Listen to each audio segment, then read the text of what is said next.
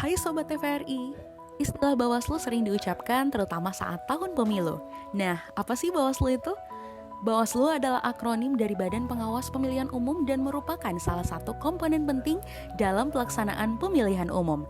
Mengutip Peraturan Badan Pengawas Pemilihan Umum Nomor 1 Tahun 2020, Bawaslu adalah lembaga penyelenggara pemilu yang mengawasi penyelenggaraan pemilu di seluruh wilayah Negara Kesatuan Republik Indonesia.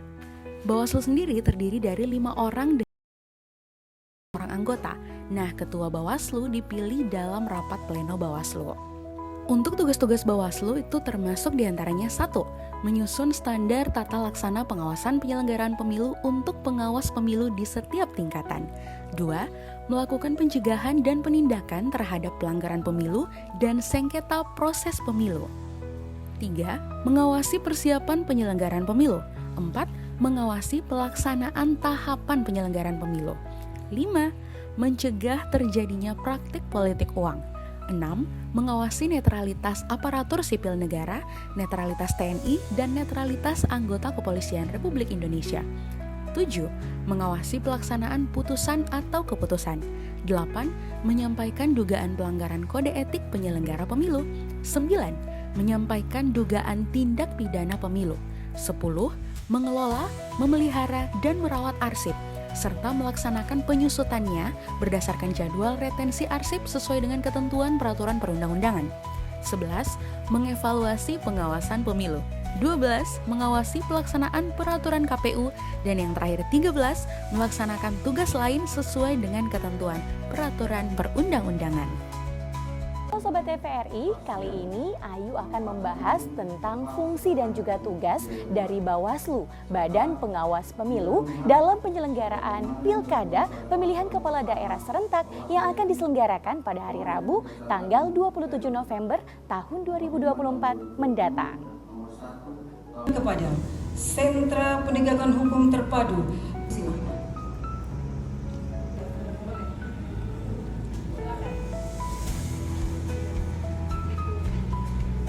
Nah, Sobat TVRI, saat ini saya bersama dengan Bapak Indra selaku Koordif Penanganan Pelanggaran Data dan Informasi Bawaslu Provinsi Sulawesi Tenggara.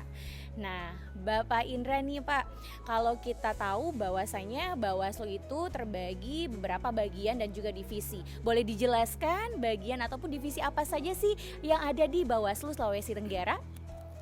Ya, Bawaslu Sultra terbagi dalam 4 divisi. Iya. Yang pertama divisi penanganan pelanggaran data dan informasi saya, kemudian divisi SDM sumber daya manusia ya. Kemudian yang ketiga divisi hukum dan penyelesaian sengketa. Kemudian yang keempat itu divisinya Pak Bahari, divisi pencegahan Parmas dan Humas gitu. Oke, berarti ada 4 bagian ataupun 4 divisi ya. Dan tentunya ini kita masyarakat awam gitu Bapak Indra, kita mau tahu nih seperti apa sih sebenarnya tugas ataupun fungsi dari masing-masing divisi yang sudah Bapak jelaskan tadi.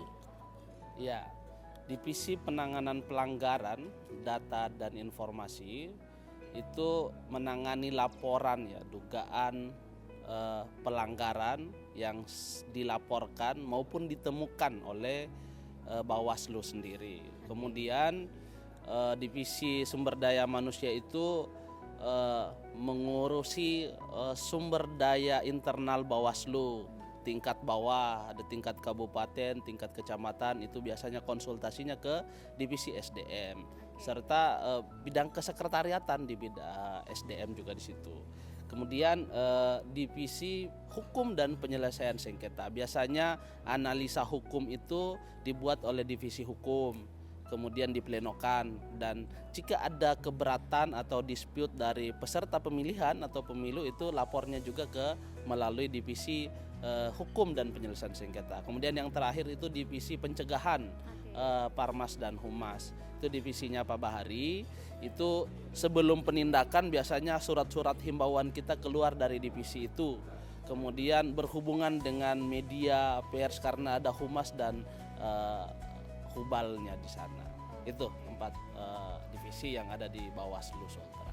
Baik, nah Sobat TVRI, itu tadi nih peran dan juga fungsi dari masing-masing divisi yang ada di Bawaslu Provinsi Sulawesi Tenggara. Nah Bapak, kalau kita berbicara tentang rapat koordinasi Sentra Penegakan Hukum Terpadu Provinsi Sulawesi Tenggara pada pemilihan gubernur, bupati dan juga wali kota tahun 2024. Nah ini gimana sih sebenarnya caranya masyarakat yang mungkin ingin berpartisipasi untuk memberikan informasi seperti itu tentang pengawasan ataupun tentang pencegahan pelanggaran yang ada pada penyelenggaraan pilkada di tahun 2024 kali ini, Bapak? Ya, caranya mudah ya. Ya. Pertama, bagi yang menemukan dugaan pelanggaran, karena tentu semua harus diduga dulu sebelum dianalisis gitu kan.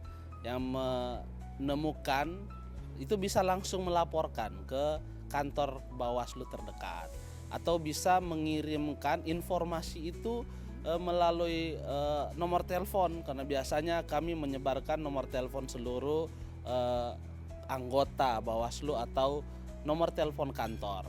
Atau jika tidak, itu bisa juga melalui email Bawaslu provinsi, kabupaten, kota atau jajaran di bawah. Itu sangat mudah bagi masyarakat untuk terlibat dan berpartisipasi.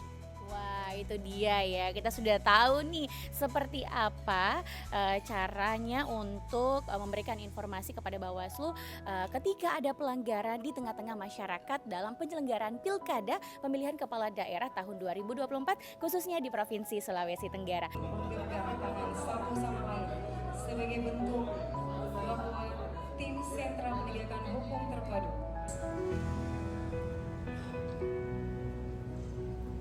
satu, dua, tiga.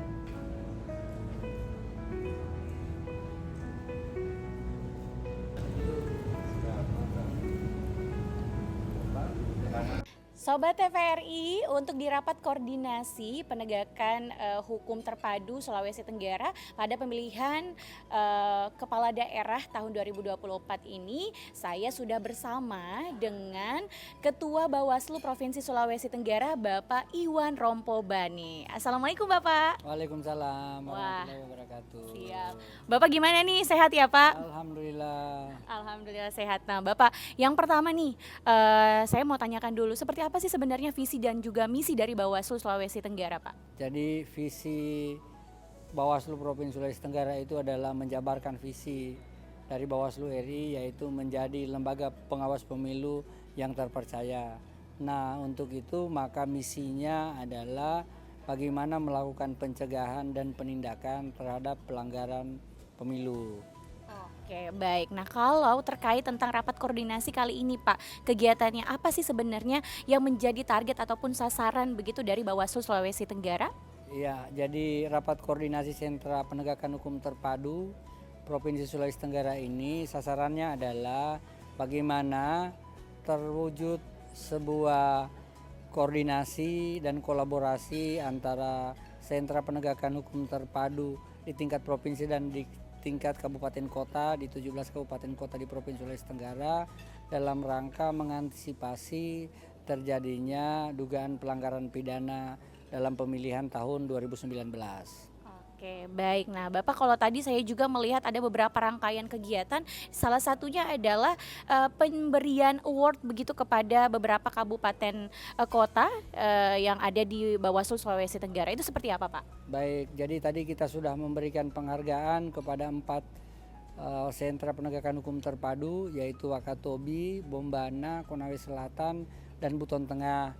4 sentra Gakumdu ini telah melakukan penanganan pelanggaran pidana dalam pemilu tahun 2024 dengan baik dan profesional.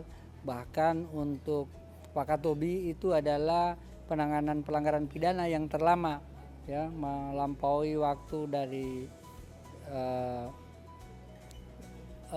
pencalonan dan perhitungan suara karena adanya proses banding di pengadilan tinggi. Pak, di hari Rabu tanggal 27 November 2024 mendatang kita akan menyelenggarakan Pilkada Pemilihan Kepala Daerah, baik itu gubernur, wali kota maupun bupati yang ada di Sulawesi Tenggara. Bapak, himbauan untuk seluruh masyarakat terkait tentang pengawasan Pilkada tahun ini, Pak. Iya, jadi Bawaslu Provinsi Sulawesi Tenggara menghimbau kepada seluruh warga masyarakat Provinsi Sulawesi Tenggara yang telah memiliki hak pilih untuk menyalurkan hak pilihnya sesuai ketentuan peraturan perundang-undangan dan tidak melakukan pelanggaran pemilu sehingga tidak menimbulkan residu-residu yang dapat mencederai nilai-nilai demokrasi itu sendiri. Baik, kalau begitu terima kasih kepada Ketua Bawaslu Provinsi Sulawesi Tenggara Bapak Iwan Rompobane. Dan langsung aja nih Pak, kita mau ngasih salam awas dulu Pak. Salam awas. Sobat TVRI sudah tahu kan fungsi dan juga tugas dari Bawaslu, Badan Pengawas Pemilu. Untuk itu mari kita tingkatkan partisipasi masyarakat dalam pencegahan pelanggaran pemilihan kepala daerah tahun 2024. Ayo awasi bersama demokrasi kita. Salam awas.